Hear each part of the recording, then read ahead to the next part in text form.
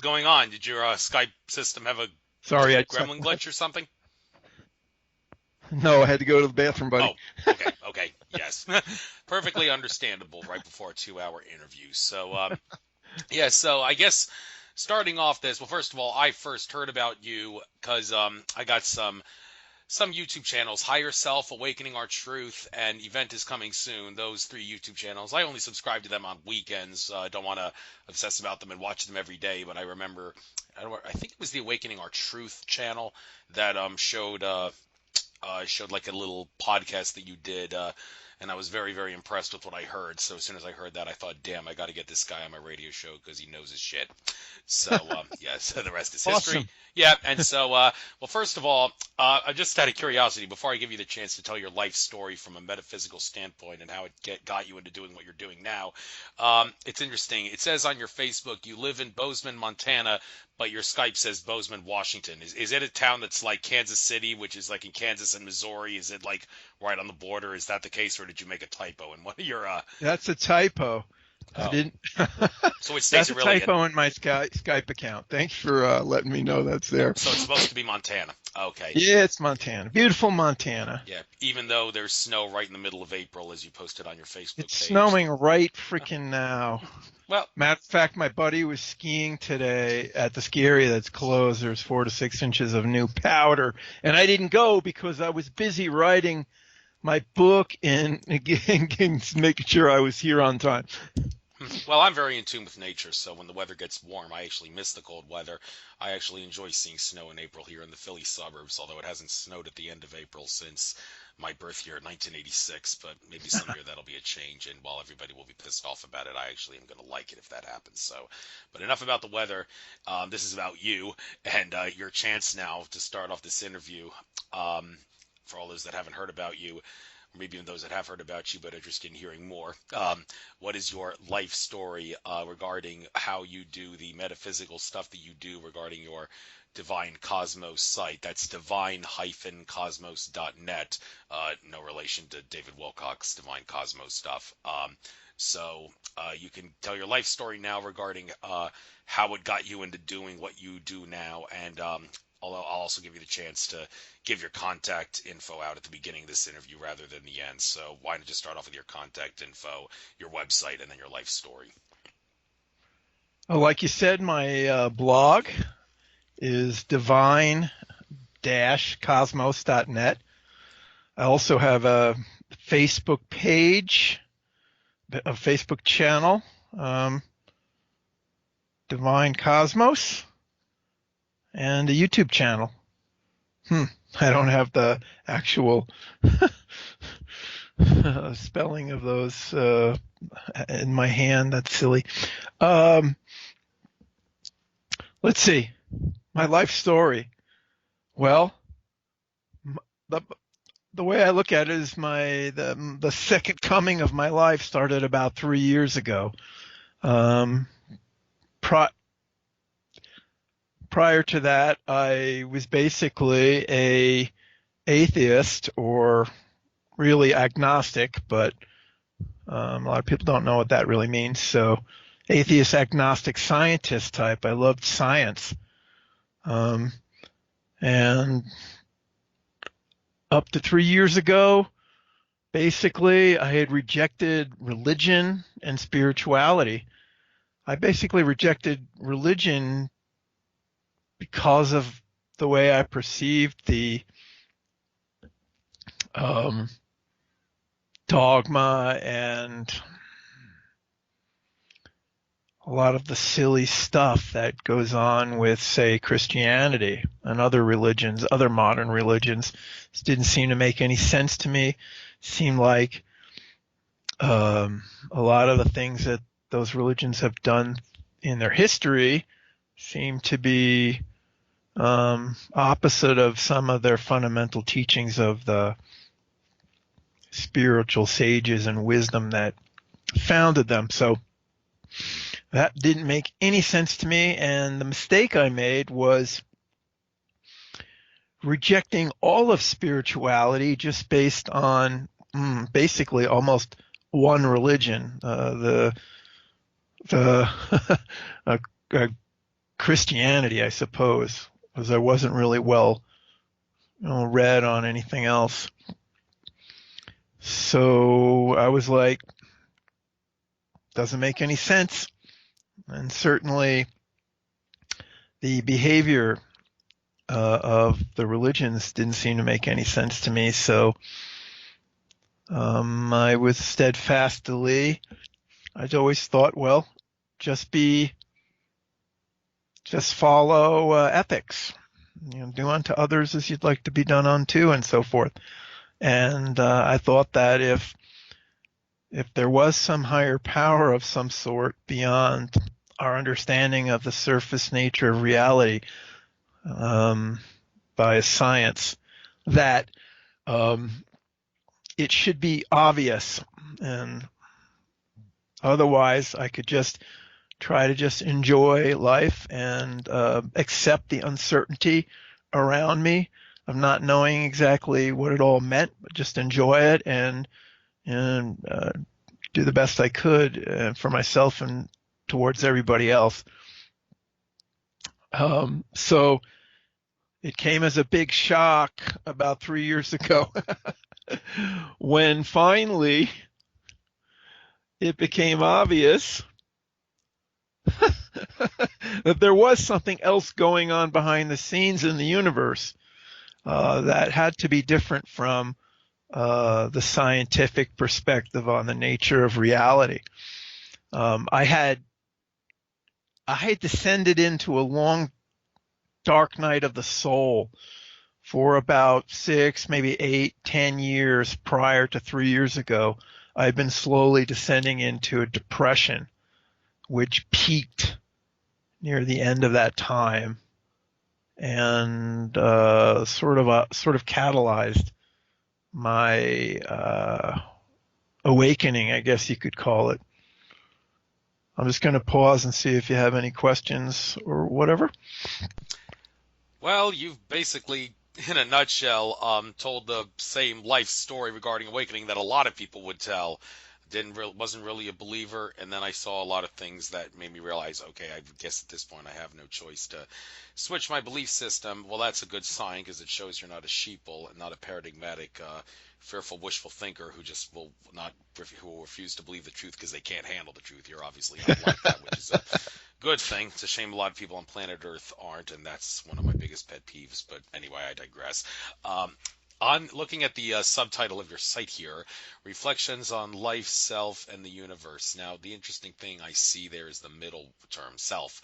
Why do I find that interesting? Well, one thing that seems to have been coming up in conversation a lot on a lot of videos that I watch regarding this material, and it's also become subject to conversation on some of my past shows. Consequently, the issue of service to self versus service to others. Now, most people in our field would agree that it's definitely better to be a service to others than a service to self entity. In fact, people like Jim Self and Akashic Records reader Andrew Bartzis have said that planet Earth, Mother Earth, whatever you want to call it, was originally started out and created as a 7-dimensional seed planet. And the significance of 7 dimensions is that once you get past the 6th dimension, there is no more service to self behavior by the entities in that dimension. It's only service to others. Now, people would hear that and think, okay, well, first of all, it implies that Mother Earth, in a sense, was created as a place for entities to learn how to become service to others entities. But it also would suggest, okay, you got to focus full time on service to others. But there's been a debate suggesting, well, no, that's flat out asinine, because you got to give to get and you got to get to give. You need to balance out service to self and service to others.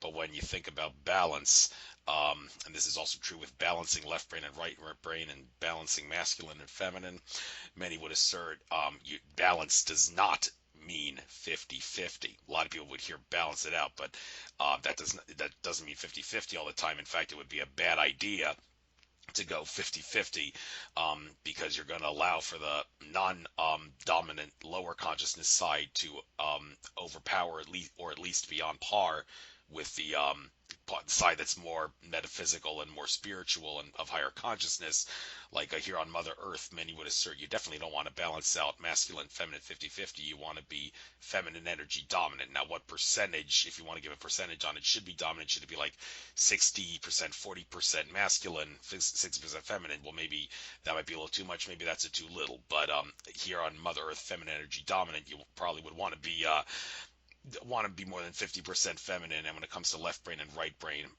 many would probably assert, yeah, you definitely want to be more right brain than left brain. And when it comes to service to self and service to others, yeah, not 50-50 service to self, service to others, but what percentage, and if there is a percentage, what percentage would you think would make sense to be service to self versus service to others? Any ideas? Yeah, but I think that focusing solely on the numbers is, what's the right word? Kind of a red herring. Because there's a lot of different ways to look at this. I think when you get the balance right, you'll know it, because everything will be working much more gracefully and harmoniously in your life, in your personal reality. I think you'll feel it, and you'll see its reflection into your reality. So also another perspective is that, take for instance the divine feminine versus divine masculine qualities. It's very possible that, like, the masculine qualities that are being expressed at our level of consciousness in this reality, it could be argued that they are a distortion or somewhat distorted from the true divine masculine qualities. So if you're just thinking about the expression of masculine in this reality at this level of consciousness versus your idea of the feminine, then you might choose to pick, like 30, 70% what you imagine is the feminine qualities, because that feels like the right balance. But what might be happening here is our idea of what masculine is somewhat distorted, and because we're expressing somewhat of a distortion of true divine masculine qualities in this reality at this time. When the true divine feminine qualities are expressed and the true or pure, or whatever you want to call it, divine masculine qualities are expressed, you might find that a balance is actually something closer to 50-50. So, but I really think that by how you feel what the right balance for anything on any scale is, by how you feel and by how your reality manifests.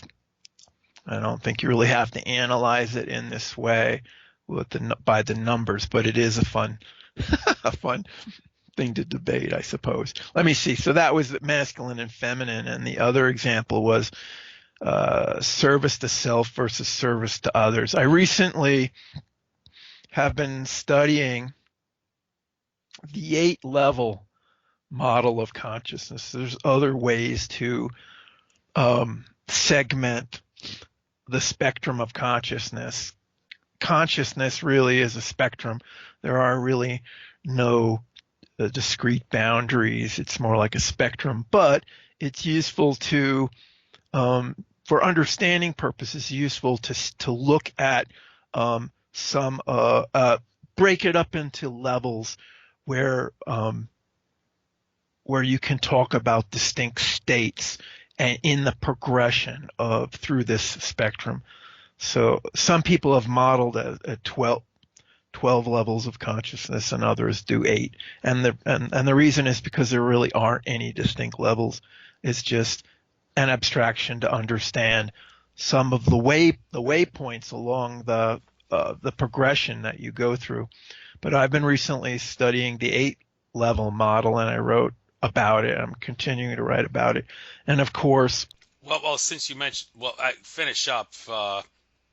We'll finish up, and then I need to get on that subject about what yeah, number of okay. dimensions and all. You were Yeah. saying, of course. Again, it's one of those things where just as an aside, it's one of those things where it really isn't that important, how it divides up in the Oh, it is. numbers. Oh, it isn't. Well, since you mentioned that, I But paused. with that, but that's an open question. Um, so it's fun to explore though. But yeah, let me just finish my thought, which was, and of course, this idea of service to self orientation or bias, or service to other bias, is a phase that it's a phase of the stages of consciousness, the evolution of consciousness, and the levels of consciousness. Um, and again, asking what the right balance is, and let's see. Basically, my understanding is that at first, at a certain level of consciousness, you haven't really even made the choice. You're just kind of wandering around, sampling your choices, and you haven't really um, chosen to focus in one way or the other. And then eventually everyone comes around to um, drifting towards one orientation or another, making the choice, so to speak, even if it's unconscious, of kind of being biased towards service to others or service to self. And then that usually gets it gets very polarized. People will, as you choose, you tend to get polarized, very polarized in one direction or the other. Very service to self or very service to other. And then what happens is gradually that through experience you realize that neither way is the only way, and that being strongly polarized in either direction isn't necessarily the best approach. And so then beings start to drift to a more neutral position, so a different balance. Rather than be strongly polarized into one of those orientations, they drift back to more of a neutral position. And then they transcend the whole idea of that service to self, of those two things as being ultimately important. And they come to a balanced position, which becomes very neutral, and then they don't have these value judgments on it as much.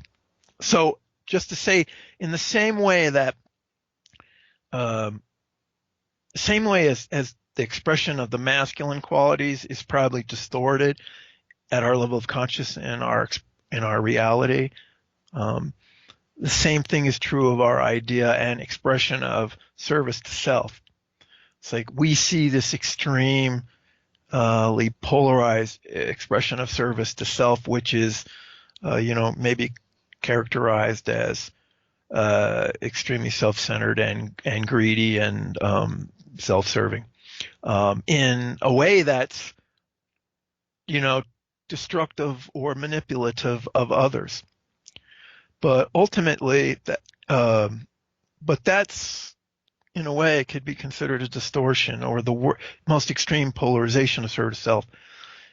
You never, I think ultimately the wisdom as you ascend in consciousness is that there has to be a balance. You do have to serve yourself because in a healthy way, in healthy ways for yourself and for others. You can't simply serve others because you can't do that well unless you make sure you're taking care of yourself properly too. So just like the divine masculine qualities distorted in expression here in this reality, it's not divine masculine qualities. The kind of service to self that we see here is a very self-serving and somewhat destructive, both to self and other, and it can be expressed differently as a healthy service to self, um, that is healthy for the self and others. Because ultimately, it seems like the ultimate wisdom is that there is a balance. You can't be one or the other. So, in the model that I've been studying, in third density, I'm not using the term dimensions. A lot of people use that term to mean the same thing as densities, and it might, but it also has other meanings that I haven't necessarily figured out what the right way to use that term is. But third density consciousness and third density realities, those are realities that are expressed by third density consciousness, typically largely have most of the beings aren't haven't decided how to polarize, haven't really polarized to one extreme or the other of service self or service to other. And then I understand that as the I'm going to shut up soon and let you talk. I understand that the real marker of transition to fourth density consciousness is when you actually make a choice uh, to take orientation of service self or service to other. I'm slurring my words, I think there. Um, and then what happens is, as you transition to fifth density consciousness, one of the things that happens is the strength of your polarization lessens. You start to realize that there has to be a better balance, and so it becomes more neutral. And then eventually the polarization on that scale completely dissolves into sixth density conscious, and then there's a whole bunch of other characteristics that come along with that as you transition from fourth to fifth to sixth density consciousness. So again, it's the question is kind of, it's partially that our ideas of those things are slightly distorted. So the number isn't necessarily valid with our ideas, and so that's it. And again, you'll know the balance when you get to it because it'll feel right, and the reality that your consciousness expresses will be very much more harmonious and pleasant for everyone, is my opinion. All right, so that was a lot to say. Yeah, you're allowed to go off on long talks like that. We got 2 hours in. I when I interrupted you, that's a rarity. I'm not an Oh, I let interrupter. you. I don't have I Alex let you go. Jones-itis. I don't really normally interrupt people like that. But it's just that when you mention the 8 dimension, 12 dimension thing, where you like to use the word densities, but that's interesting because it seems like another common number that I hear regarding the true number of dimensions or densities is 22. And when I did a private session with George Kavassilis, who's in the 12 dimension camp, I asked him, do you by any chance know why some people who are in the 22 dimension camp would see your 12 dimensional construct of reality as being 22 dimensions? And he said to me, well, yes, come to think of it, I could see how some people may see what I perceive as being one dimension as 10 dimensions in one. But well, that's really all he had to say about it. But he has stressed that you should never characterize someone based on the number of dimensions that they view the universe, because that it's a perception issue, and so people will have different answers with that. But anyway, regardless, there's got to be a reason why these like two numbers of 12 and 22 are so prominent, and you even open up a whole new can of worms by pointing out giving the number 8. So maybe Hmm. you are a little bit of an expert on this subject. Could you perhaps make sense of why there's different camps which actually have specific numbers that seem more prominent than others when it comes to the number of dimensions or Honestly, densities? Yeah. I haven't fully figured it out myself. Um, there are so many different, and there is a lot of different definitions of what dimensions means. There appears to be more than one meaning to that word, and most people are just using it in the same way as densities. So it's totally unclear. But I have noticed that, and I'm I'm working towards a theory or an understanding of what the true, what the better, perhaps a better understanding and definition for dimensions is, and I haven't really completely clarified it, so I haven't written about it yet. But there are so many different ways that people have divided the space up, like that theosophy, which is a spiritual philosophy that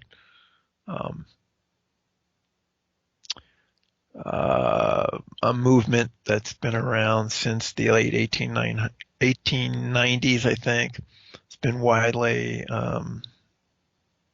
written about. They, claim there's 7 planes of reality, each with 7 subplanes for 49. And, there's another school of thought that has 33. And so there's a whole bunch of different numbers. And I've decided, until I have a better idea that I'd like to suggest, it really doesn't. It's fun and it might be useful for something at some point, but honestly, the basic principles are what really matter. Spiritual principles and ideals. The science behind it is nice, so I don't let it frustrate me or confuse me or distract me from what's really important. So no, I don't have the answer to that. I have a lot of theories and I'm very interested in answering those questions, but not at the expense of losing sight of the underlying and overarching principles of our spiritual existence, I guess you could say. That's perfectly reasonable, and just if it makes you feel better, there's really, as far as I'm concerned, and many would also back me up on this, there's no point or reason for you to be obsessing about what the true definition of dimension is. And the reason I say that is because, well, first of all, for every person that says there is no difference between dimension and density, you will always find someone who says that there is a difference. And to complicate it even further, some people will say the difference between dimension and density is blah, blah, blah, but other people will say, no, the difference is not blah, blah, blah, the difference is yada, yada, yada. My point being that there's a whole different slew of ways of looking at the difference, and there's a lot of people that assert there is no difference versus there is a difference. So it makes for great radio conversation, but there's no point in obsessing about it because there is no definitive answer for the reasons I just gave. So Right. If that helps you a little bit. Plus, like what I said, I think the spiritual principles and values and ideals are of overarching importance. And the science isn't necessarily, from the point of view of, your evolution of consciousness, so to speak. But now that you really harped on the subject, I have a blossoming theory. I'll just tell you some speculations I've been mulling over in my head. So one thing I've noticed is, or one thing that I've written about and thought about a lot, is the multi-layered structure of universal consciousness. And I'm wondering if that has something to, how is that related to dimensions? And another idea that's even a little more obscure that I've been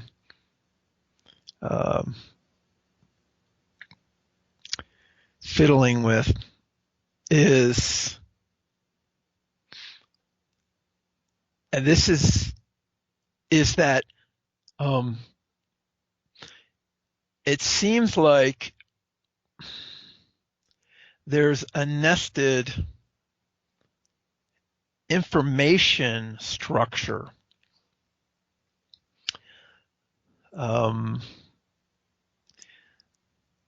that is representing the various levels of reality and so forth. And it may be that the term dimensions applies to this nested information structure that I'm contemplating in a useful way. But this is all very fuzzy and something I've just been toying with. Someday, if it ever clarifies, you'll know because they'll be writing about it. Well, as far as I'm concerned, the fact that there are people who give different explanations for the difference between dimension and density means that there's really no definitive answer. It's fun to research and all and look at what people's different opinions are, but in the end, there is no true answer. I think Right. is a fair way of looking at it. But getting back to some of the things I'm seeing here on your site, noticed a couple of some of the books that you've recommended people read, and maybe at least one article here as well, has to do with Buddhism and the Dalai Lama. A couple of schools of thought about this. Is Buddhism the way to go? Well, according to Andrew Bartzis at Akashic Records, who I mention and frequently use as a source, he said that out of all the religions, and he's not counting the New Age movement in this when he says this, he says out of all the religions, the one that's the most metaphysically accurate is Buddhism, but even Buddhism got it wrong. And the books that are written by the Dalai Lama that you've suggested, can the Dalai Lama be trusted? I mean, people like David Icke assert he's actually an Illuminati minion. The Dalai Lama is, but others would assert, well, maybe he works for the Illuminati, but he doesn't have bad intentions because he is just compartmentalized and he's suppressing people's consciousness in the way Buddhism does without realizing that he's doing bad, without realizing that the Illuminati controllers who are watching over him and in some sense controlling him are they have bad intentions, and he doesn't realize that. He doesn't realize he's compartmentalized, like I said. So that raises the question: does it make sense to follow the teachings of Buddhism, even though it's metaphysically accurate? In the end, it's still wrong. And unfortunately, I don't remember the reason Bartis gave for why it's wrong. He did give a reason, but I don't remember that. And also, Dalai Lama, to trust him or not to trust him? Is he an Illuminati minion? And if he is he aware of it? So, do you have to shed some light on this? I have some thoughts about that. Of course, everything's just our perspectives. Um, I kind of, I actually haven't studied Buddhism to any depth. I only have the vaguest surface layer understanding of it, but I certainly would agree with the idea. The Eastern religions in general, and maybe Buddhism, seem to me the least distorted representations of the deeper truths of our existence to me. But again, I haven't studied it in any depth, but that's how it always felt to me. And if I wanted to commit to following someone else's path of belief and teachings, I might lean towards the Eastern religions, but I don't need to, because and no one really does, in my opinion, because just follow your heart, go inside, and decide for yourself what it all means, and connect and find your own truth. Find your own truth and find your own path, because it's all in there. You are a part of the one universal consciousness. If you attempt to connect, you will align with the truth. It might happen gradually, it might happen quickly. So really, there is no need for anything other than your own inner knowingness, finding your own truth and following your own path, following your own heart. So that's my thought on that. As far I hadn't heard, I don't. I try not to spend a lot of time in thought about the Illuminati. Of course, I have. I've visited all of the conspiracy theories and all the thinking about the various things oriented around that. I've spent time doing that. Obviously, almost everyone does do that. But I don't spend a lot of time thinking or worrying about those kinds of things anymore because of something very fundamentally important. But we won't go there right now. But let me see. I lost my train of thought. Yeah, Dalai Lama, trust him or not trust him? Oh yeah, Because yeah. I had never heard. Thankfully, I can say I have never heard that. that must mean that I haven't spent a lot of time in thinking and going off and or going into all this conspiracy theory stuff. But I had never heard of that. And I almost want to laugh out loud when I heard it, but that's just my reaction. Um, it's almost inconceivable to me. And here's why, because just recently, some of the most eloquent and poignant ideas have been expressed and loving ideas have been expressed by the Dalai Lama. And one of the most recent of his quotes that I really love and I put into my quote collection is this: "In my simple religion, there are no temples or ideologies. Our own heart and mind is our temple, and the philosophy is kindness." So, and this same sentiment's been echoed many times in various ways in things he's said. So it's basically inconceivable to me what the assertion you're making about him. And I only want to point out that um, our own fears will lead us to creating our own confusion. And if there are self-serving people who are trying to manipulate us for their own agenda, then sowing fear and confusion serves them. But keep in mind that we're imminently capable of sowing our own confusion through our own fears. So the big question is it all just our own fears and our own confusion? And why would we need to blame anyone else for our fear and our confusion? So either way, that idea is, I think, it seems almost ridiculous to me, because the thoughts that he's expressed and seem beautiful to me. And so I just go with my heart. What I've heard him say and what is right on for me. So I'm not worried about it in the slightest. Well, I don't deny that his word does spread love. Yeah, because I've seen some videos of him speaking, like UFO TV Disclosure Network YouTube channel. One of video they did way back in the day was of him speaking at a live event. I didn't notice anything derogatory about it. I mean, the things about Buddhism that make it wrong, as Andrew Bartz is saying, is the Dalai Lama spreading those specific things in his teachings. I hard to notice. I mean, without knowing exactly what Bartz has said, I can't answer that Well, myself, but it's still. in the quotes that I've been attracted to, somehow came into my awareness from the Dalai Lama. He almost like I I don't even really sense him, promoting classic Buddhist principles. I mean, it really appears he's transcended it.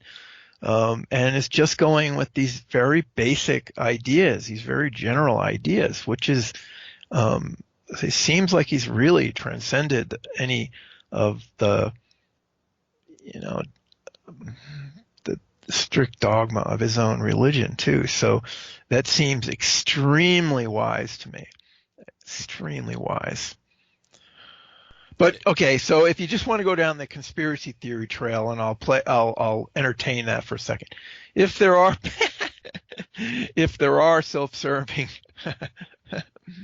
people that want to manipulate and control us for their own agenda, then they would certainly want to sow confusion and they would certainly want to bring into question every one of the principles, ideals, and teachers that we resonate with and aspire to by bringing those things into question, by sowing fear and confusion about those things. So yeah, those stories are just as likely to have been sown and seeded by the very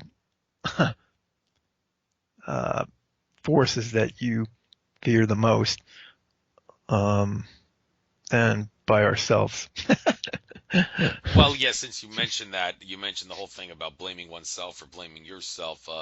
Zulu shaman Credo Mutwa said the best advice anybody ever gave him was his mother telling him you got no one to blame but yourself. But it doesn't make sense to look at reality that way, because I know you say you don't like to obsess about the Illuminati much, and I don't either. I don't watch the Illuminati documentaries anywhere as much as I used to. But still, you got to acknowledge that there's definitely free will interference that they are imposing on us, and you have to think, okay, if there's free will interference by forces that don't have our best interest in heart, what's wrong with blaming them for some of the problems? Isn't that a reasonable Mm. exception to Credo was claim you got no one to blame but yourself? Any Well, thoughts? yes, and it's extremely important. I alluded to this. Um, this is at the core of everything, in my opinion. A one core point that overrides everything is of overriding importance in interpreting the meaning, purpose, and what's the right word? Can't think of it. Of everything. And that is, how do I put this? What's the best way to say this? Are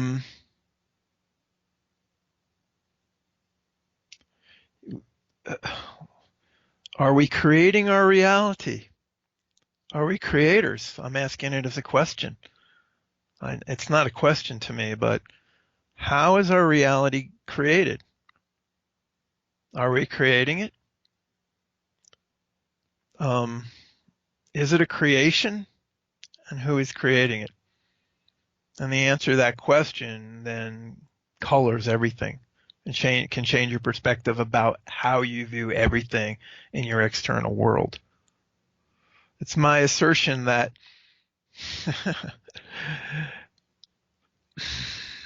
all right, this is at the core of a lot of metaphysical philosophies, many various metaphysical philosophies of various cultures throughout the ages, is that this reality is essentially an illusion.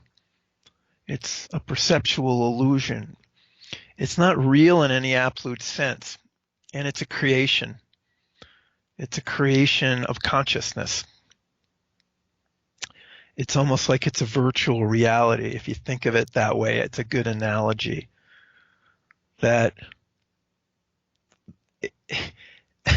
and we are creating it through our own thoughts, beliefs, feelings, etc. And there's a lot of detail to that. That's a huge topic. But so all realities are creations of thought. So down to the base, if you embrace the idea that existence, that the only thing real, the idea of universal consciousness, that all our consciousnesses are threads of one universal consciousness, and that really the only thing real is consciousness, and that all realities are constructs of consciousness, creations, like imaginings, imagined into existence, and then somehow We put our perceptual point of awareness of our thread of consciousness within those imaginations, those thought forms, and then we experience them. So at the core of a lot of the teachings is that all realities are creations, that only thing real is consciousness, and that matter and energy and realities are constructs of consciousness. And so, in a sense, this reality and all realities are illusion. And there's a lot of, if you embrace that we are creators and that everything in our personal reality is a reflection of our own thoughts and beliefs, et cetera, or the essence of our thoughts and beliefs. That's what this is. It's a virtual reality in a sense. That would change everything, depending on the details. That changes everything about how you view your external reality. There's many that believe that the external reality is not really out there. You're a point of awareness within the universal consciousness inside of like a conceptual space, a mind space, inside of a dream.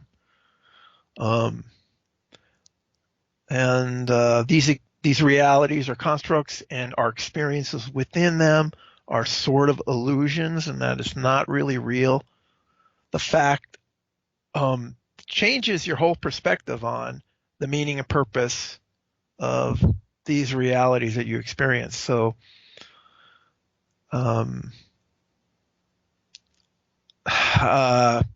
I fully embrace this idea that all realities are constructs, that we essentially, the higher levels of ourselves, created these realities and then spun off aspects of their consciousness to go in and experience these realities, and that all of it is simply the goal of all of it, the purpose of all of it is simply to evolve our consciousness, because that's all we really are, consciousness. Right, right. We are God. In fact, one of the books here that you recommend is "You Are God, Get Over It" by Story Waters, which makes a good point. Mentioned earlier, you say you used to be an agnostic. Now, most people say agnostic. What that means is you think it is impossible to determine the existence of an entity like God. Well, many No, people well, argue. that's not Really? necessarily my understanding of that word.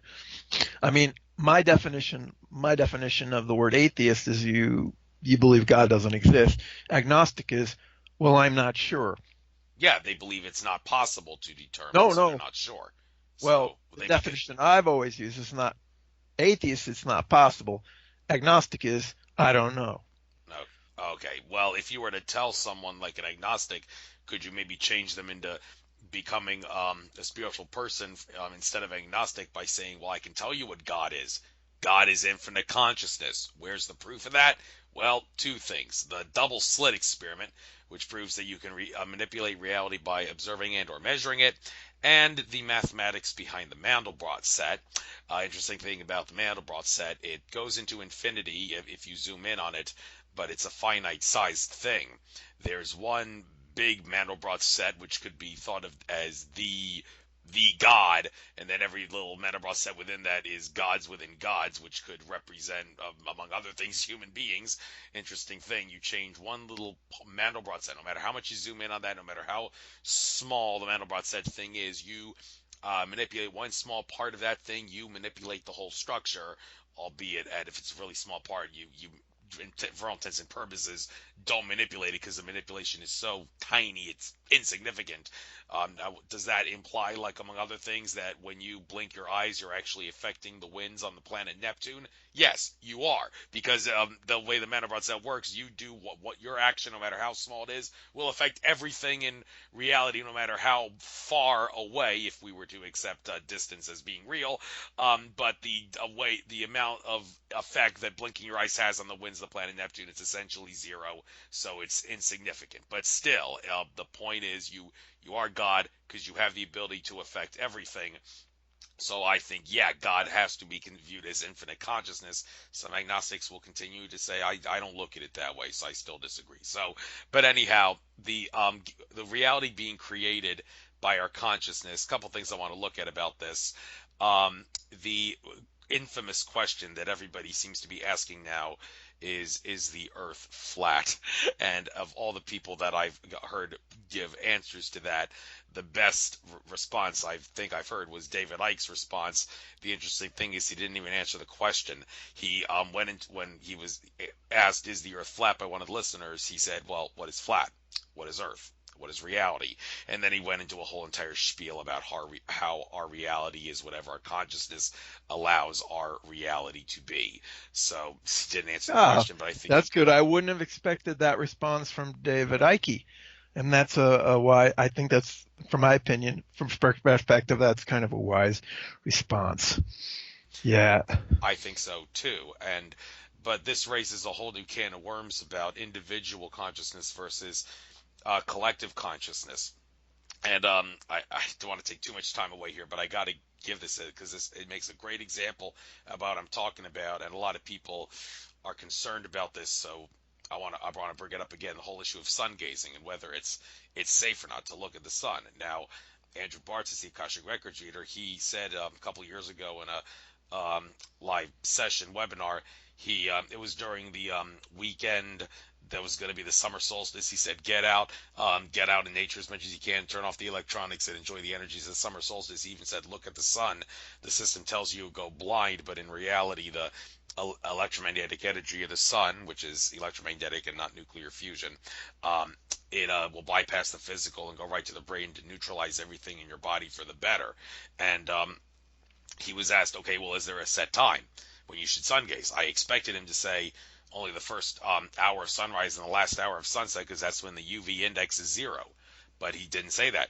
He said sun gazing begins whenever you get up. If you're an early bird, do it at sunrise. If you're a night owl who sleeps in, you can sun gaze at solar noon or 2 in the afternoon, and it's still safe either way. Now, don't tell that to my mother. My dear sweet mama is an ophthalmologist, and I have been sun gazing a lot myself ever since I heard that, and she's given me all kinds of grief for it. And I try to explain to her, you're a great doctor and all, but some of the things that the medical system has taught you is downright lies and brainwashing, and one of those things is that sun gazing will hurt your eyes. Well, there's a problem with this because, I mean, even though what Andrew Bartz has said about sun gazing being safe is at its core essence true, the problem is that from a collective consciousness standpoint, the majority of people on planet Earth, and it may even be the vast majority, have been suckered into believing the lie that looking at the sun is harmful.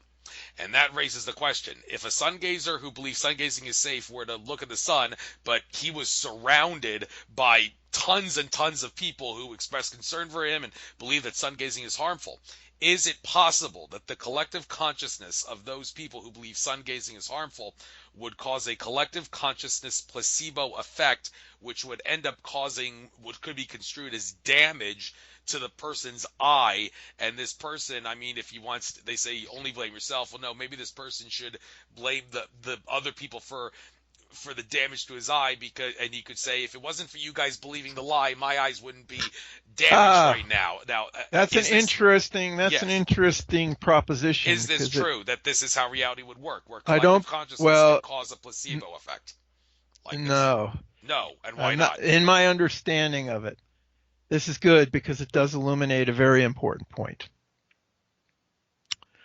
The only way that the collective consciousness can affect your personal reality is if you let it. In other words, if you let those the thoughts and words and actions or whatever of others influence your thoughts and words and actions, etc., and choices. That's if you're that's the only if you let them influence, then your thoughts and beliefs and everything will be this congruent with that, and then you will attract that kind of thing into your personal reality. But Let me see. Let me.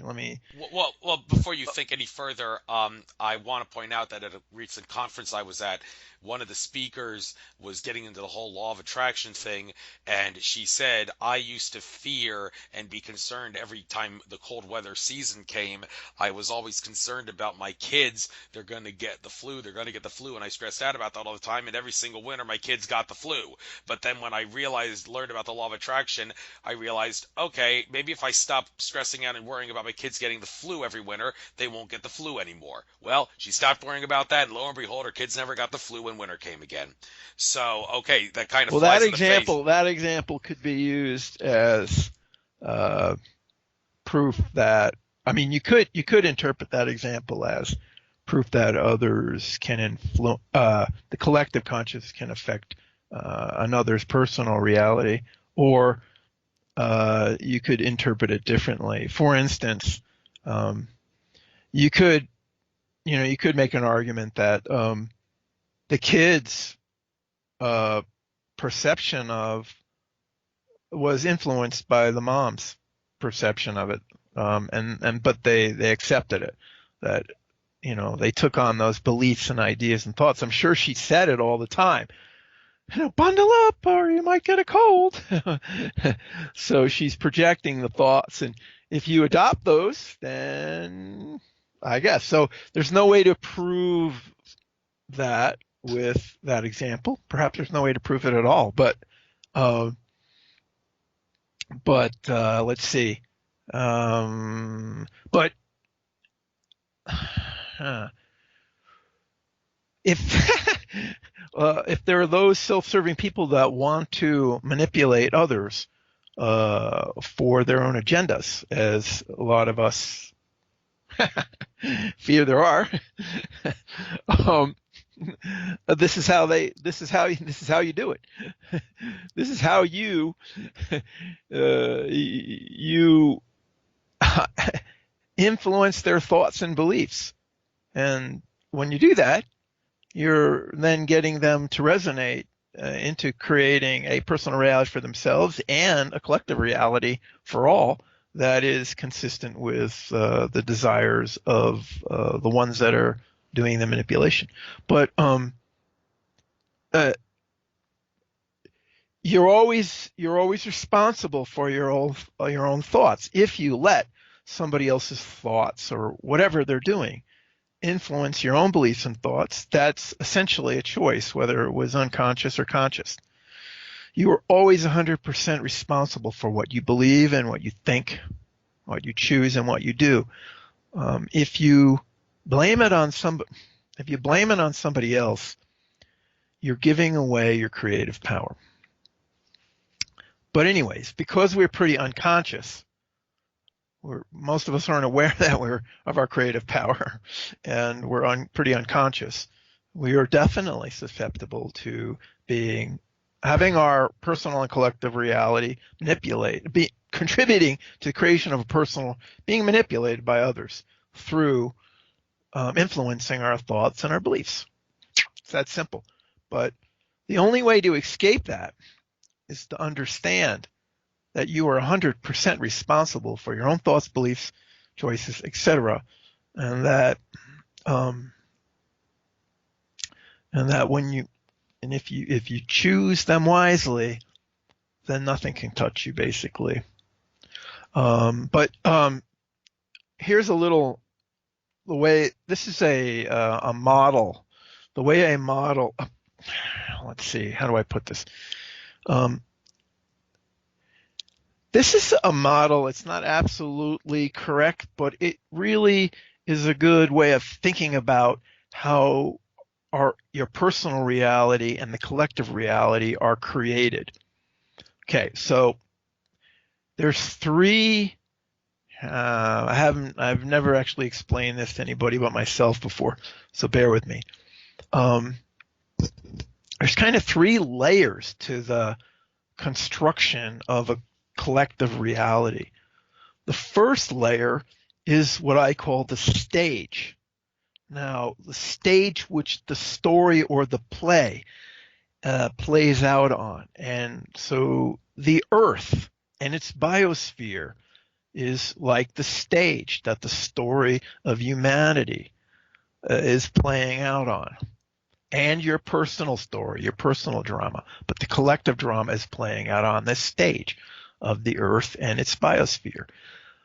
The thoughts and intention that holds that creation, the creation of a stage in place, is held in place by much higher levels of consciousness than ourselves. Okay? So our own thoughts and beliefs, etc., really don't have any effect on the manifestation of the stage which the story, the collective or our personal story, is playing out on. We are not going to all of a sudden make the stage look different by our own personal will. That's not going to happen. Much higher levels of collectives of consciousness are holding those constructs into place with their imagination and their intention. All right? Now, there's the next two layers of the construct are what I call the background and the foreground. So the background and foreground are the two layers of the drama that's being played out on the stage. The background layer is like the collective reality, the history. It's the history that you read in the history books. It's the stuff you read in the newspaper that happened somewhere on the world and in humanity, but it didn't happen to you. It may not have touched you at all. You just believe it's happening because you read it in the paper. It's happening somewhere in the collective, but it isn't necessarily affecting you in any significant way. So the news and the history, that's the background layer. And that story is manifested by the collective of all the beings, of the collective consciousness of humanity, of all the thoughts and beliefs, etc., and emotions of every mode of consciousness within the collective of humanity. So therefore, you can't, your own will and thoughts and intention can't just change that background, the collective story. You're contributing to its creation in some small way. So you definitely want to become the change that you wish to see in the world, all right? Both on a level of consciousness and of doingness as well. But you really only have a small effect on that collective story. But the interesting thing is, most of the time, the collective story is, most of it is not directly touching you. You just read about it. Okay?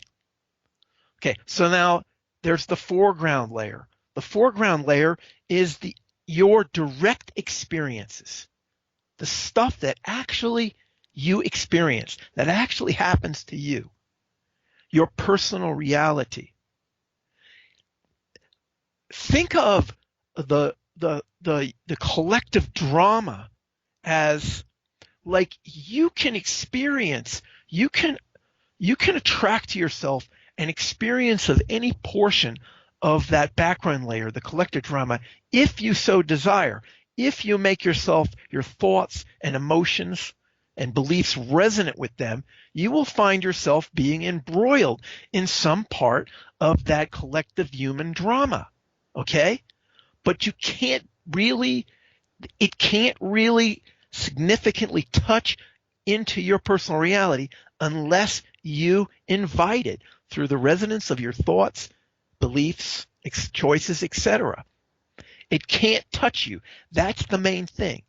The only thing that comes into your personal experience is that which you invite in with your thoughts, through the resonance of your thoughts, beliefs, etc.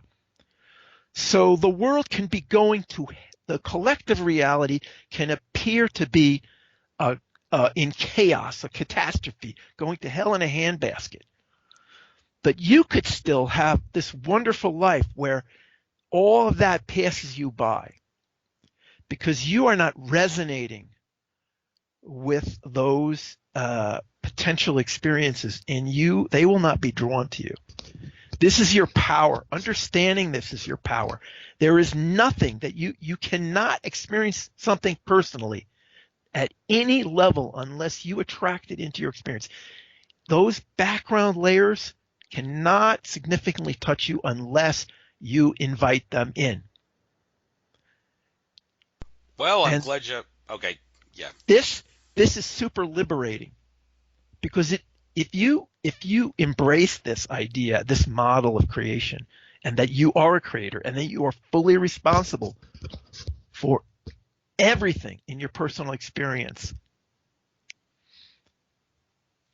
then it doesn't matter what's happening, what you appears to be happening out there in what you think of as the external reality.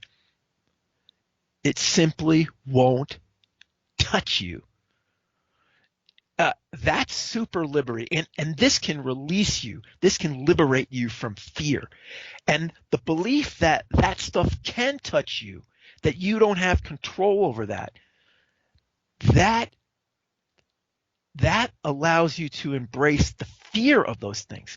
And the fear of that stuff is exactly what is slowly but surely making it more likely that you will experience those things that appear to be out there. Okay? So it's like a catch-22. So if you embrace the mechanics and laws of creation, you are liberated and you take full responsibility for everything you think, everything you believe, everything you choose, every action you take, and you know that nothing can touch you, nothing can come into your personal reality that you don't invite. That is Super empowering. indeed it is. And I only want to add one more thing that helps to liberate this. There's another key point to understand that really is liberating. It liberates you from fear. That does. The other thing is, again, it's a part of embracing that we are in a construct that we are co-creating at these levels that I just mentioned, that it's all like a dream, a very immersive, realistic, incredible dream. It's a purely perceptual experience. There is no out there. It just appears there is. The accounts of what happens after you pass over, after you die, all the typical stories are congruent with this understanding, because all those stories, one of the common themes is that when you pass over to the other side, especially in near-death experiences, they actually come back and then they can recount their experiences on the other side. One of the most common themes is you realize that this was all just an illusion of some sort, that it wasn't really real, that the real you is eternal, immortal thread of consciousness, that you cannot be harmed. You are a mortal, eternal thread of consciousness and nothing more. And all these experiences that seem so real are perceptual experiences only. So understanding that you really are simply consciousness and nothing more and nothing less. You are ultimately formless. And all these physical experiences are essentially virtual realities, if you want to think of it that way. It's a nice analogy. I'm not saying they're really virtual realities, but that's liberating. It's like, I can't be harmed. I'm an eternal conscious. I can't be harmed. These experiences are purely perceptual. They're not real. So to know that you're creating it, and you can't be touched by these things unless you invite them. And then, when you die, you're not dead, you're eternal. And that these experiences are simply like virtual realities You cannot be harmed. Those two things together, they change everything. There is no fear. You know you're the creator of all of it, and it's all just for the for your own growth, the growth of your consciousness, the evolution of consciousness. Yes, and All right. one problem though is I think it's called the law of paradoxical intent, and looking at one of the portal of wisdom things here, pearl of wisdom. It's on your site. It's called "What You Resist Persist." I presume that deals with explaining how the law of paradoxical intent works for those that try to use the law of attraction, and the things that they don't want in their life, they somehow attract them by trying to resist them. So, for those that don't understand the science behind how that works, could you explain it, and also explain how do you overcome the law of paradoxical intent to make sure that you don't manifest unpleasant things in your consciousness? I hadn't heard of that term before, so that's cool. But I think I see how it is maybe the same thing as what we're other terms that we're using here. But yeah, uh,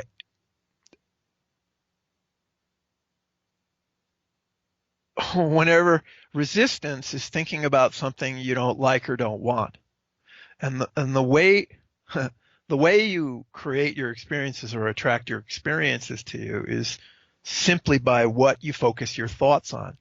So if you're thinking about something you fear, or you're trying to avoid something you don't like, or focusing on thinking about what you don't, whenever you're resisting something you don't like or don't want, or in fear of something you're worried about happening to you, every one of those situations, you are focusing your thought and emotions on a topic.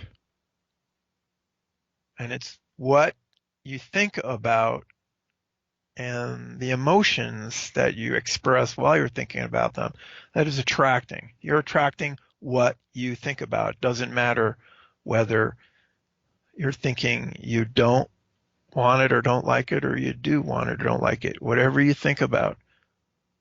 And that's why fear and resistance is so powerful, so powerfully attracting and bringing in exactly what you really don't want, desire to experience into your experience. Do you have anything to add to Yeah, that? yes, the phenomenon of destiny tuning is another way that people assert you need to master if you truly want the law of attraction to work. The whole idea behind that, basically, you vibrate at a frequency, um, and in order to get what you want, you need to radiate that frequency out.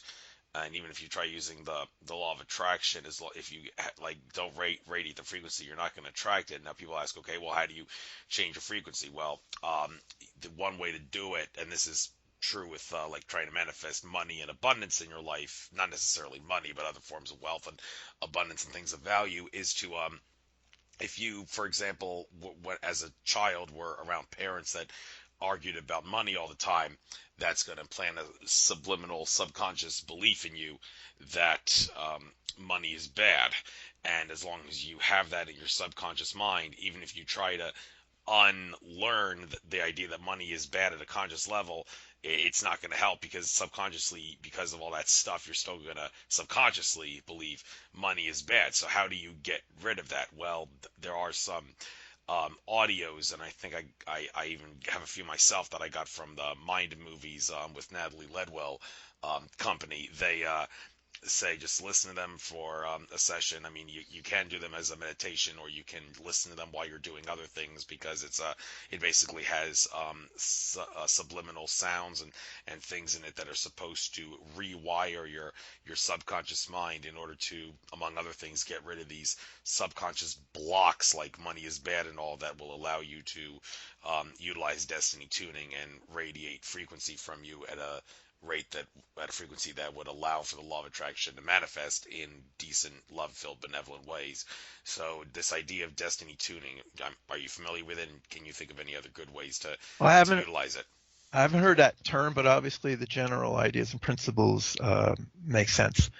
Um, yeah, there's a recent quote that I have fallen in love with.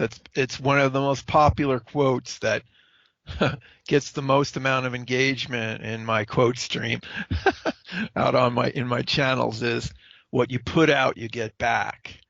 Let me see here, and there's a little bit more to it. Um, I thought it was kind of interesting. I'm looking for it here. Hold on for a second. Um, Something to the effect of the universe is neither punishing you or rewarding you or gracing you or something like that. It's simply reflecting your own, your own thoughts and beliefs back to you. So what you put out, you get back. Yeah. So a specific point to that that I wrote about in one of my Law of Attraction Pearls of Wisdom series articles. I can't remember which one at the moment, but it's actually pretty challenging to release deeply ingrained beliefs. And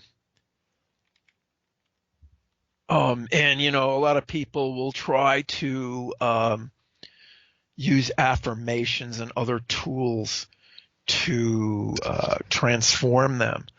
And with typically affirmations fail when you assert or affirm things that are too diametrically opposed to your current ingrained beliefs. And the thought is keep repeating it and it'll sink in. But if what you're saying is in stark contrast to your current belief, it's not very believable to yourself and it won't really sink in. So one of the techniques that I stumbled upon for transforming beliefs or releasing beliefs and adopting new ones is a technique that I guess you could technically call bridging. And this applies to, you can do the bridging using the tools of affirmation or other tools. What you do is you realize that that's why some of these things fail is because you like affirm something diametrically opposed to the thing you're trying to dissolve, the belief you're trying to dissolve, and it's just not believable by yourself, and it won't work.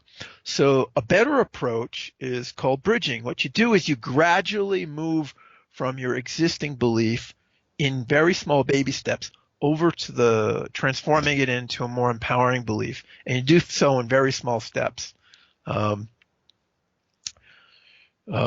First, you just enumerate, maybe as an example, you just enumerate the reasons why your existing belief may not be true. You're not saying that it isn't, and you're not asserting the exact opposite, which at this point you really don't believe. And you can't fool yourself to believe it, even if you say it a lot. You start small. You're like, okay, what are the reasons why this might not be true? And you enumerate them. And then you start looking for evidence that that reasoning is true. And because what you think about, you attract. If you make some conjectures about why this might not be true and set the intent of looking for evidence of that, the universe is going to bring you evidence. You're going to see it if you're paying attention. And then that starts to reinforce it. And then you can take another small step in the direction. I don't remember the exact details, honestly, but then you just make that. You start there. You gradually erode and you gradually move your assertions over in a believable way. And over time, you'll get to be able to make the affirmation or the assertion that, money is neither good or bad, blah, blah, blah, whatever it is however you want to feel about money so that it's aligned with your desires. So there's subtle approaches to transforming your hidden limiting beliefs. That's just an example. I wrote about it in one of my articles, Law of Attraction, Pearls of Wisdom series. Yeah, thanks. A lot of things about the law of attraction that people need to perfect in order for it to be well, nothing's perfect, but it's one of those things you want to keep trying to perfecting in order to get as close to a perfect as life as you can. Don't obsess about perfection though; it's very unhealthy. But anyhow, I'm Yeah. digressing. About what reality is like and whether every you need observers for it to exist. Well, there's a couple camps on this. There's those that believe that Schrodinger's cat is real, and then there are those that don't believe Schrodinger's cat is real.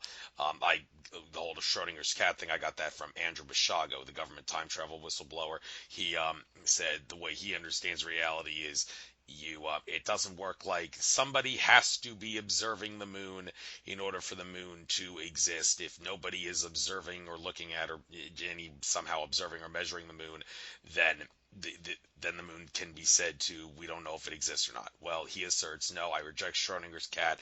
It doesn't matter who is observing or how many people are observing. The universe does exist in some shape, way, or form, and you can affect it in your own way, but it does not have to. It's not like the Schrodinger's cat people would say that people have to be observing it in order to describe it in a definitive way. It already exists in a definitive way, and you can toy with it. So he rejects Schrodinger's cat, if that makes sense. So do you think he's I right think in I rejecting? understand Yes. what you're trying to get at. Um,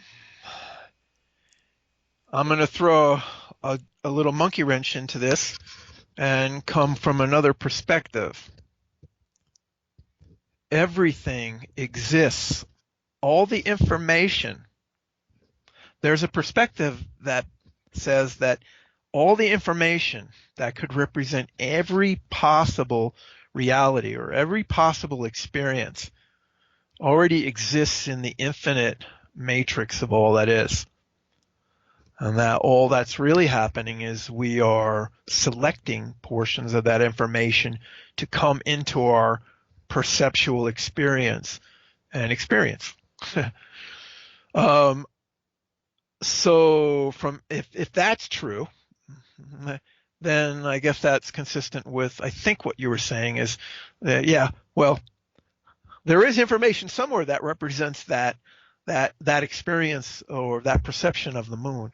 It's not like the information doesn't exist because everything exists already. We're just drawing out the parts that are resonant with our beliefs and thoughts. You can experience anything. It's it's a field of infinite possibilities. There's an infinite matrix of information. So in a sense, everything exists. The question is, what part of it are you going to directly experience? And that's where the laws and mechanics of creation come in. Which part of all that exists, all the infinite possibilities, do you want to personally experience? So, um, and it almost doesn't really, and it doesn't even matter if the information of there's an infinite information matrix and everything does exist. It's just a matter of experiencing it, or whether the potential for everything exists. It's just a matter of matching it into reality and into your perceptual field and experiencing it. Again, it's one of those things where, to me, I'm not trying to build any technology for time travel or interdimensional travel, so the details don't matter to me. um, but on a conceptual level, I know what I need to do to experience what I desire, and I also know based on principles and values and ideals on what I want to be, what I want to become. So to me, that again, that's always what's important. Any thoughts on all that? Yeah, so that's my thoughts on that.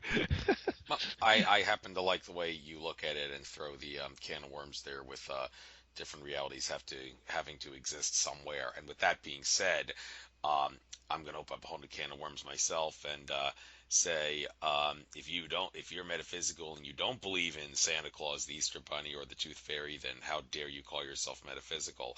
I mean, if you accept that thoughts have to manifest into reality somehow, then common sense from a metaphysical standpoint would assert that all those children in this world and even all the adults who have been suckered to and never told the truth, if this is the truth, would all their thoughts and beliefs that Santa Claus, the Tooth Fairy, and Easter Bunny exist must cause those entities to exist somewhere, if not in this reality, in some other dimension, density, realm, universe, or multiverse, or whatever term you want to use.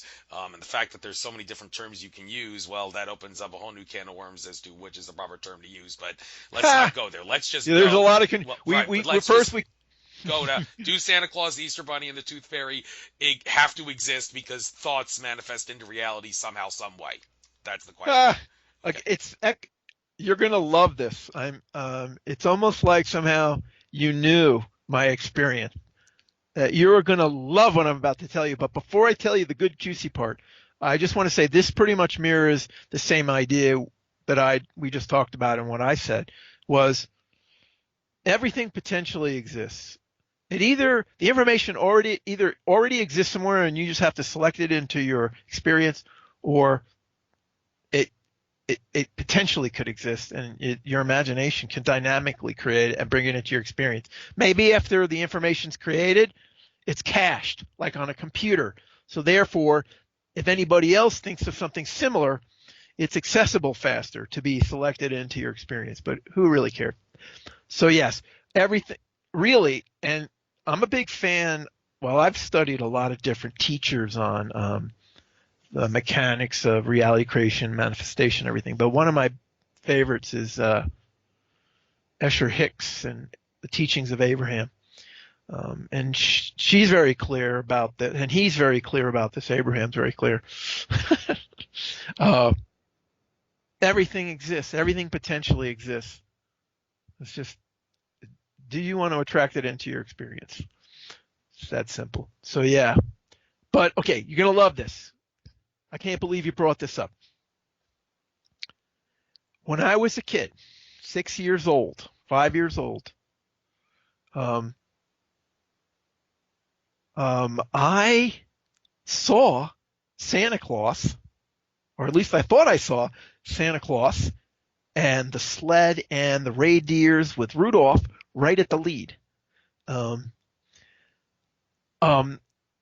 I was 5 or 6 years old, it was, Christmas Eve, I was asleep. And in our home, you had to wait till 6 o'clock in the morning to get up, even though you're sitting there like at 4:35 wanting to get up. We waited to a certain time, and me and my sister would get up at 6, go downstairs, and the stockings would be there. And for a couple of hours, we would have fun looking through all the goodies in the stockings, and we wouldn't wake our parents up till 7:30 or 8, and that's how we kept ourselves busy. So at around 3 o'clock in the morning or something on Christmas Eve, or Christmas morning, I woke up because I had to go to the bathroom real bad, but I was terrified because I figured I had heard all the stories that, I thought, what if Santa Claus hears me and then he, and I don't get my gifts? So I was trying to hold it really, really bad because I was scared that maybe that might interfere with the delivery of the gifts. Eventually, I couldn't hold it any longer, and I got up. When I got up, I heard a noise outside the window. I went to the window, and my window is upstairs in the second story. It's kind of looking over the roof of the garage, first story. And what do I see? I see Rudolph. I see the sled and the reindeer and the reindeers and Rudolph's red nose landing on my roof outside my window. And I swore it was real. To me, it was real. And then I heard the swoosh down the chimney, and I was terrified because I thought, if he hears me, that's it. I'm screwed. I don't get any gifts. So I actually wet my pants because I was holding it for so long I couldn't hold it any longer. Then I heard a swoosh up the chimney, and a noise, and I went to the window, and the sleigh and everything was heading over out and over another roof and going somewhere else. And I completely thought this was real. And I thought it was so real. I believed it because I saw it. Seeing is believing. So I'm 5 or 6 years old. I believed in Santa Claus for like 6 years. What's the average age that a kid figures out that that's a fairy tale, whatever it is? I must have believed it for like 6 years beyond that. And one day, one summer day, I'm playing in the garage. Maybe I'm 12 years old. Who knows? I'm playing in the garage with a friend, and we've got some whatever stuff we're playing with. And somehow the discussion of, oh, Santa Claus is a fairy tale, he brings it up. It's not real. And I'm like, no, that's not true. We got into a big argument. I said, Santa Claus is real. I've seen it. I've witnessed it. And we got into this big, big argument. And I was so sure it was real because seeing is believing that finally I said, okay, there's only one way to settle this. I'm going to call my dad out here, and he's going to tell you. Okay, let's do it. I called my dad out. I told him our our dilemma, and I said, "Go ahead, Dad. Tell him Santa Claus is real." And then he looked at me, and he shattered my dream. He's like, "Okay, shit, what do I do?" He said, "Yeah, he's right. Santa Claus doesn't exist." And he told me, the story behind it, the rationale. And I was like, "Holy crap!" I was devastated, and I was like, "How could I?" Then the whole thing was, but I thought I saw what I saw. Okay.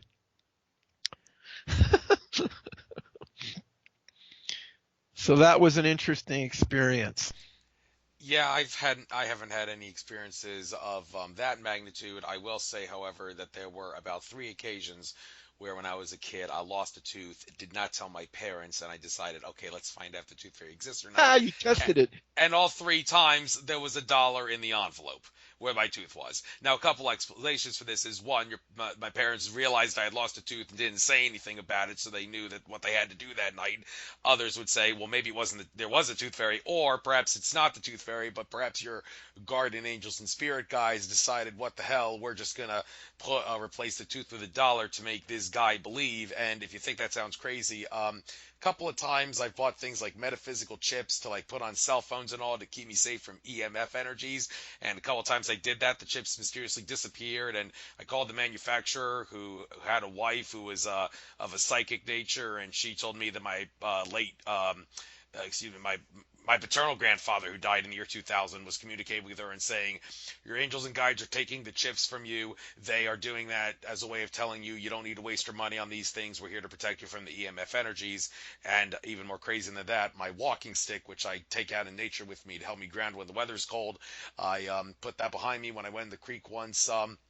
A couple winters ago, and when I went out of the creek, the stick was gone. 1 week later, I went to pick up litter for a community assistance thing at the local creek trust program, and coincidentally, I'm actually going to be doing that again with the same people tomorrow on Earth Day. But anyhow, maybe some miracle will happen tomorrow. I don't know. But after I picked up all the litter, this was a week after my stick disappeared.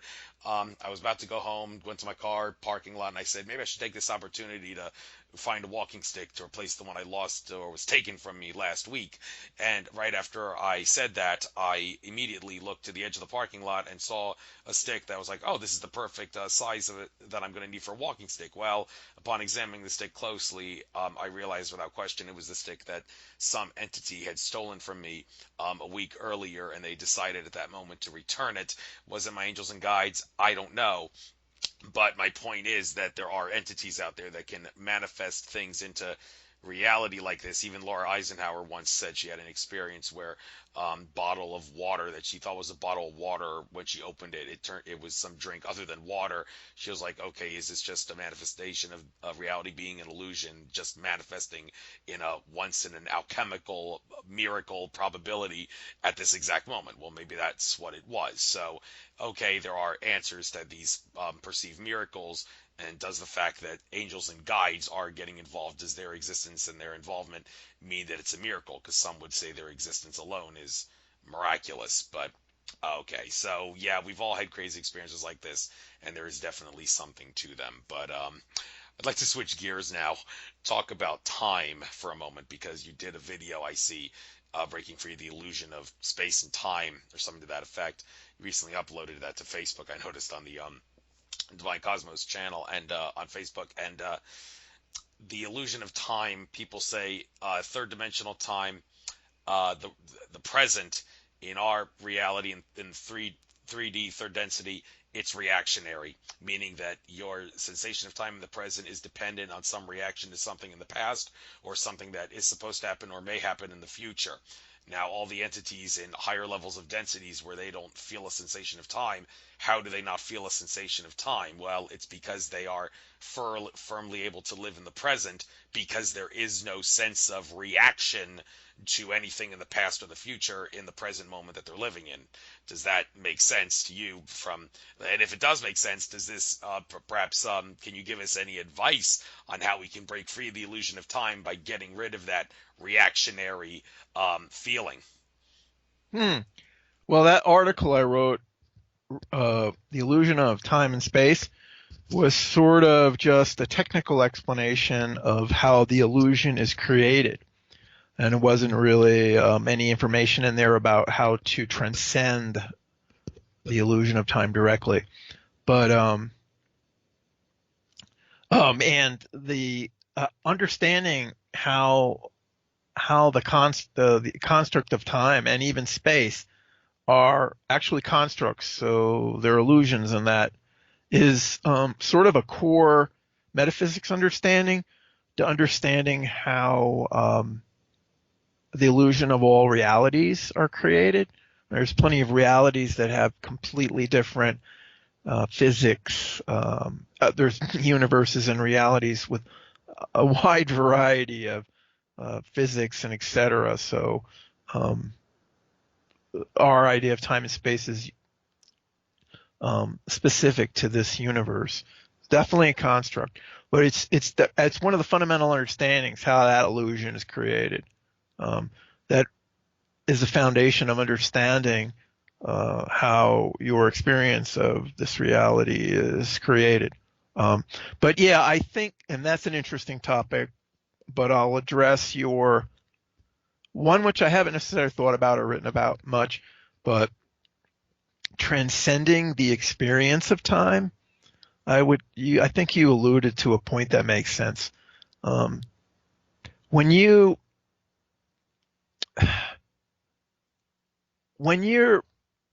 transcend your focus on your past experiences, and your focus on your past experiences is mostly fear related. You're like worried that you're going to re-experience something that you didn't wasn't pleasant from your past in the future.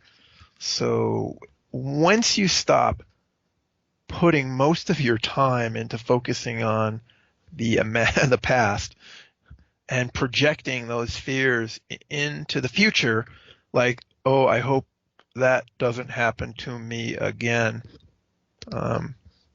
That process of spending most of your time worrying about what happened in the past and worrying about it happening again in the future is what perpetuates. You are creating with that. You're trapped in recreating the same or very similar experiences over and over again. So not only does that way of thinking and that focus trap you in recreating more of the same endlessly, and hardly ever you're not really making a whole lot of progress or changing your reality much. It also firmly attaches you to this experience of time, you know? I mean, you're so, um, if you focus just on enjoying, appreciating, and giving your full attention to what's happening right in front of you, um, you'd start creating some more.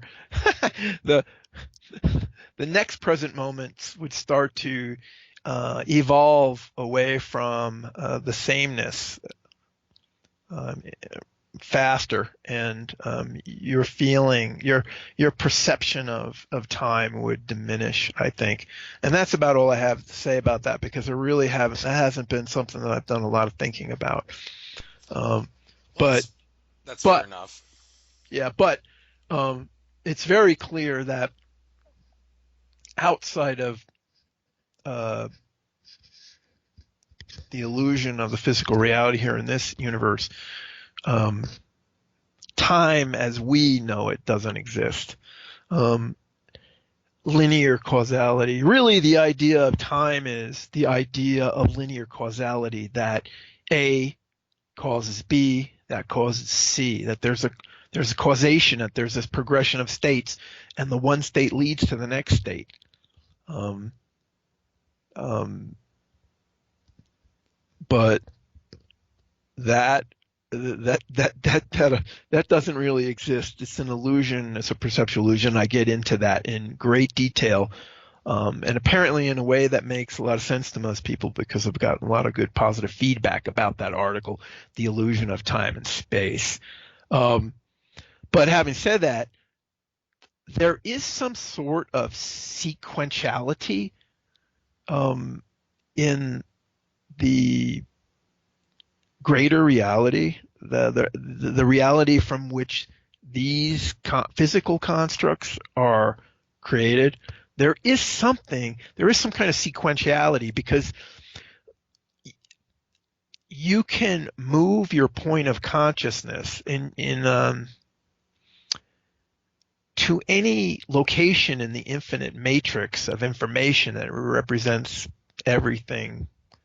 You can move it randomly around to any point in by various dimensions of the information, only two of which are what we would consider spatial and temporal. But remember, all the information exists. All that information for every step of time is actually just another slice of information. It's already out there. That's why we can go back and forward if we're in at like unity consciousness level. We can just move our point of awareness through. It's like we're just moving through a database in a computer, but there are, it's like a n-dimensional matrix of information that represents multiple realities, multiple universes, multiple timelines, everything. We can move around in that, but we have the perception of we went and perceived that information first, and that information second, and that information third. But we're jumping around between realities and universes and timelines at that level of consciousness. Um, so obviously, we can see that the linear time experience within the physical reality is clearly an illusion. It's all the information already exists. We're just moving. We're single stepping our focal point of awareness, our perceptual locus, through this film strip or this series of frames of information. It all exists already. uh, but again, from when you get to that level of conscious where you can move your focal point of awareness through the infinite matrix of all the information, it's very clear that this experience is an illusion, like a movie. But on the other hand, there's still sequence, and there's still evolution. So what that means, I'm not sure. So that's everything I know about that subject. That's fair enough, and I'm glad you got it out. Although there are some things in regards to like looking into the future. I mean, if you acknowledge everything exists all at once, then yeah, I mean the future you would think it would be set in stone in some way. Well, no. I mean, people talk about there being multiple timelines and remote viewers who try to look into the future. The farther into the future you go, the fuzzier it gets. Well, interestingly, Brad Johnson, who channels Adronis, he's recently been speaking with channeling a some entity. I think he calls it Randall, the entity. Well, that's what the entity Yeah, wants to be. Yeah, I from the follow him. 33rd century. And I'm Yeah. thinking, okay, well, if this entity is from the 33rd century, then well, there must be some description one can give for what it's like. Well, there was. He gave that, but it raises the question: the remote viewers who tried to look into the future, you'd think, okay, if they tried to look into the future in the 33rd century, they would be able to perceive this Randall person and everything else he's talking about as being true. Well, no, it's not like that, because as you get farther and farther into the future, way even before you get anywhere near the 33rd century, it starts getting fuzzier. The viewing does. So could you perhaps make sense of how it's possible that remote viewers can't Yes. see it, but this guy exists? Yes. And okay, go ahead. I actually addressed this specifically in that article. The way we talk about timelines is simply a simplification. There are no static timelines. There isn't a series of frames of information that are a given series that you have to traverse so that you get that given history, so to speak. That doesn't exist. There are, conceptually at least, an infinite number of frames, reality frames we'll call them, or sets of information that represent a moment of your experience. And there's infinite variations. So you are traversing a series of reality frames, sets of information that you perceive as a moment of your experience. And you can string them together in any way you like. So your consciousness, your perceptual point of awareness is single stepping through an infinite set of frames. All right? There is no fixed paths. There's nothing really like a timeline. When we say timeline, all I mean is that you traversed a certain path through this infinite set of frames. So you created this timeline that you experienced, and you could then go and retraverse that timeline and re-experience what you experienced. But at every moment when you're about to experience the next moment, if you are powerful enough, you could select a completely different frame of reality and have shift base. So the whole idea in the way we talk about timelines, it facilitates the misunderstanding that there are structured sets. There's series of them that we have to follow. There aren't. There's an infinite number of these frames that we can string together into any sequence we want to of experience, basically. And it's our choices, our beliefs. It's, again, we are selecting our thoughts. The way we select these frames or compose these frames, it's not clear, again, whether these frames of information that we experience as a moment of our experience are statically already in existence, or they're dynamically composed on the fly, and then they're cached. It doesn't really matter. The point is that these frames are, I'll say, selected and selected into our experience of the moment by resonance with our thoughts and beliefs and emotions. So we can string together any future. Now, apparently, if you perfect the ability to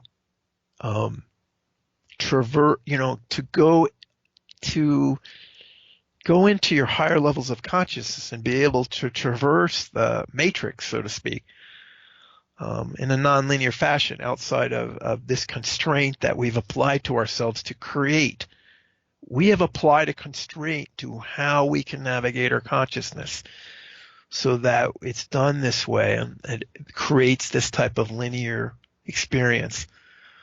It's just, but if you practice, you can get to your higher levels of consciousness where you're unconstrained, and then you can navigate some of this information. And apparently, like remote viewers then can scan forward into the probable timelines. I'm not exactly sure how this works, but it's probably a reflection of your state of consciousness. You can start to navigate future and through this information and see the probable timeline that you will experience, the ones that are most likely based on your current state of consciousness. These are the frames that you are most likely to experience. Nothing set in stone, because at every moment it's simply the next frame is composed and selected into your experience by resonance with your thoughts, beliefs, emotions, etc. choices. If you have a discrete radical shift in your beliefs and your thoughts, you will experience a discrete radical shift in the next moment that you experience. Um, and that's how miracles that's how miracles are created. They're not really miracles. They're just they're amazing that you have they're a miracle in the sense that you have transcended the uh, the limitations of your thinking, and you were able to do a radical discrete shift in your beliefs and thoughts, so you could manifest a next moment. You could experience the next moment from the frame of infinite frames of potential experiences that is uh, uh, different, significantly different from the last one, and then say, wow, that's a miracle. Um, so let's see. Did I lose the train of my thought? So yeah, there are really no timelines. There's infinite frames, and you can traverse through them any way you want to by resonance with your thoughts, and that's how it's happening. And at the level of consciousness that some of the remote viewers and astral travelers achieve, what typically they're doing is they're traversing uh, the probable future frames they're going to experience. So they're seeing a potential future that they might, a series of reality frames that they might experience, and it seems to be the ones that are most likely based on their uh, current state of consciousness. So that's like premonitions and viewing the future. It's like those are just probable futures based on your current state of consciousness. Anything is possible. It all depends on your beliefs, your thoughts, and your choices. You can go anywhere.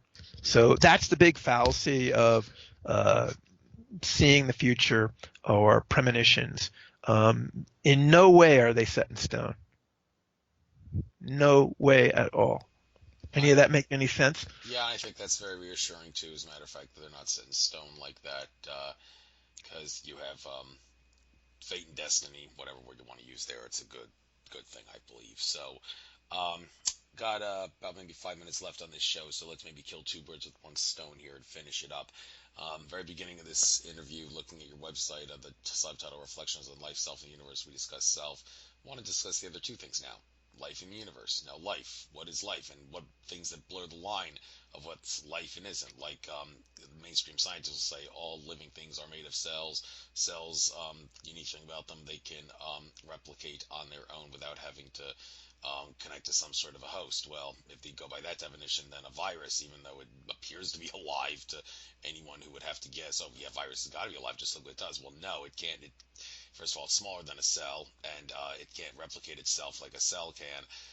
Has to connect to some sort of a host to do that.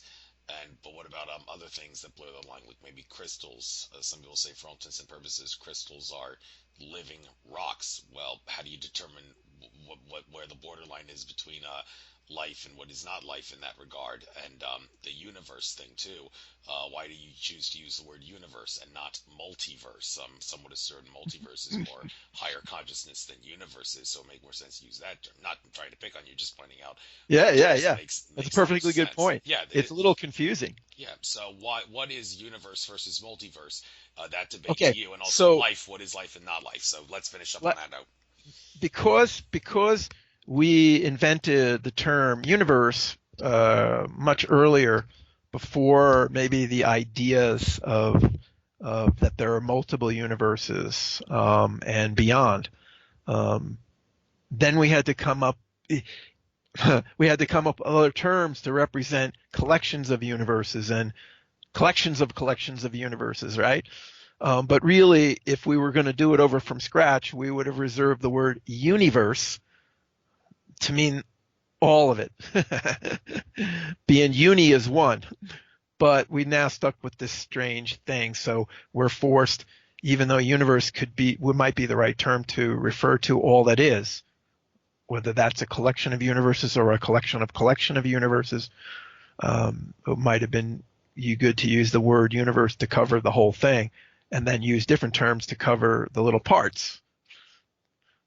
We have it backwards now, but we're kind of stuck with that. So now we refer to this particular reality that we're in as our universe, and we refer to the collection of universes as the multiverse, and maybe we refer to the collection of collections of universes, whatever that means, because it gets even more complicated. There are multiple timelines, so to speak. There's alternate timelines, even within one reality. There's the whole idea of alternate timelines within one reality, and some universes have multiple planes of reality, so it gets very, very confusing. To cover the collections of the collections of the collections of realities and universes, we now are using the term omniverse. Some people are using the term omniverse to cover everything. So yeah, and it's confusing because, it evolved over time and now it's kind of backwards. We could still use the word universe to mean all of it, and then use different terms for the parts. But it's complicated. So that's my thoughts on that. So just sometimes I say multiverse. I rarely say omniverse because I'm not sure if anybody would know what that meant. Sometimes I say multiverse, and other times I just say universe because universe, there is really only one. It's all one thing, and within it's got a lot of variations. So that's my thinking on that. I understand there's some confusion there. And also your perceptions on the first thing there, reflections on life. I tried to give a mainstream science definition versus what some people say is kind of This is a flawed. really good question. Yeah. Obviously, this reality that we're in here was created specifically. We created it. When I mean we, the higher levels of ourselves.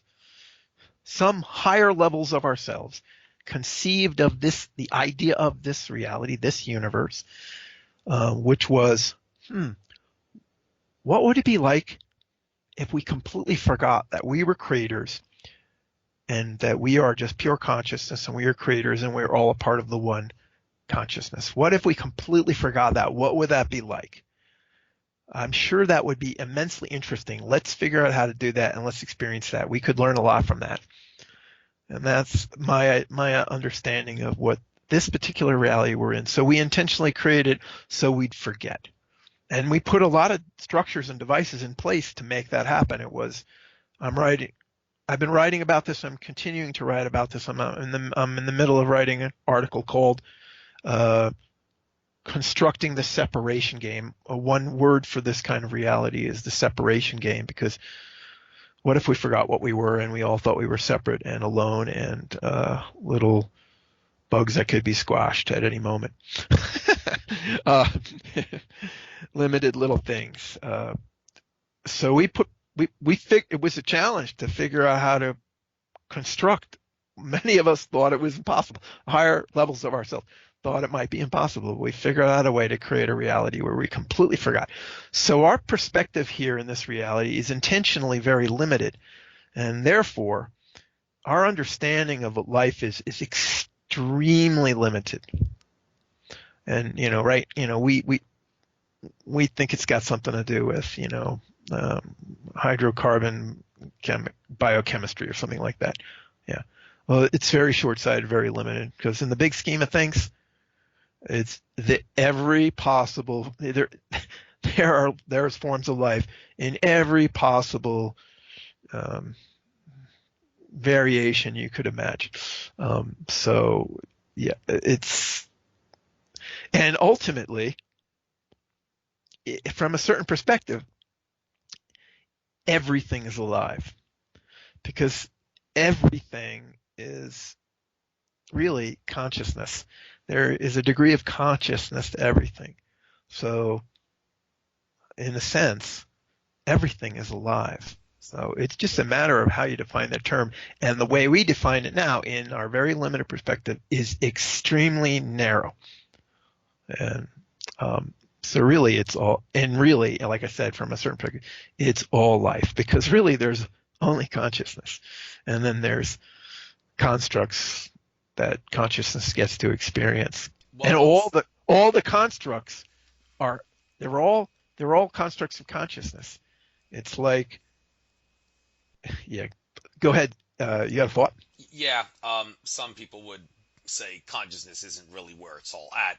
I mean, like people like George Kavaslis, he's given a nice description of the nature of consciousness and soul. He asserts soul doesn't come from consciousness, consciousness comes from soul, and that's not the only thing that comes from soul. He gives a nice little diagram of it where he pictures soul as the eternal essence, and coming from soul on one part is consciousness, which is the awareness of being aware, and on the other part is spirit. Now, some people say soul and spirit, they're the same. Others assert no, there's a difference, and the difference is that spirit can be thought of as the parts of the soul that are going to and manifesting and playing out experiences within the acknowledged illusion of time and space. Does that construct make sense to you? I haven't heard that particular conception of it all, and so haven't studied it.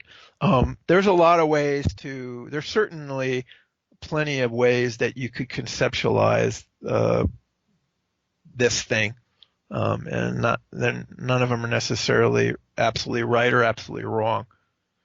I'm not sure if we'll ever absolutely understand it until we are completely reintegrated with the one. Maybe we'll understand it completely. But it's okay that there's other models.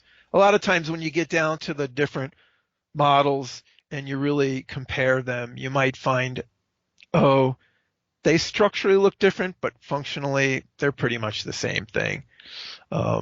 Maybe. So I'm not too worried about the differences there myself. And I'm not saying I understand that model because you just gave me a quick overview of it.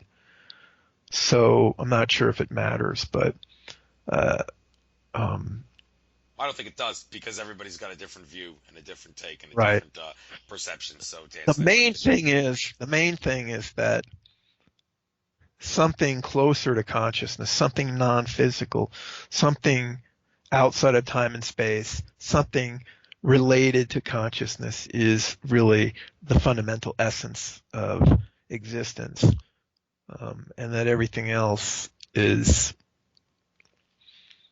derived from it somehow. So self, the other thing you said, life, self, and the universe.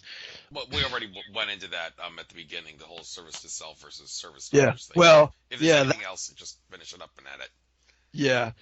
But in a sense, as soon as sentience and self-awareness emerges, um, uh, basically the birth cry of self-aware sentience is, who am I? What am I? And that's the birth of self. So at the universal consciousness, all that is in a sense one self. And then the many selves that are spawned within the one self. So self is like a key concept in the structure of universal consciousness in some way, shape, or form. Hmm. Well, that does make sense to me, to myself. I do believe that. Yes. So, with that being said, I guess we'll bring this interview to an end. It was very enlightening, very deep from a nature of reality perspective, and I assure you that your difficulties understanding the nature of reality are nowhere near as difficult as mine. Similar to how Einstein said, don't worry about your difficulties understanding mathematics. I can assure you that my difficulties in math are greater than yours. Well, mine is with the nature of reality even more so than yours, I assure you. And that's why I am the host of a radio show called Nature of Reality Radio. And this was very, very enlightening. People will definitely get something out of this. Interestingly, I don't think we ever brought up the subject of aliens and ETs in this show. That always seems to mix in that Oh, stuff with. Well, actually, we did. Spirit guides, guardian angels. Yeah, that sort of fits into that category. But it's not very often. obviously, just as a quick thing, obviously, well, not obviously, but there are an incredible amount of intelligent, physical races in this universe. So just in case anybody's wondering, yes, I believe there are extraterrestrials. A better And word than that's aliens. Don't use the word aliens because yeah, aliens has an illegal immigration context to it. If you know what yeah, I and a mean. So negative connotation yes, because and it has the connotation that they're different from us, and when really we're all one. We're all part of the same yes, one thing. all one. So one soul, one consciousness. Yes. So Jeff, this was very great. This is a great show. I will make sure I upload this to YouTube no later than tomorrow. Um, and well, enjoy the rest of your trek throughout infinite consciousness. And I look forward to Yeah, seeing some other articles and stuff maybe get uploaded to those YouTube channels I subscribe to over the weekends to catch a break from awesome, absolute pleasure to be your guest, Andrew. pleasure to have Thanks. you as a guest. Take care now.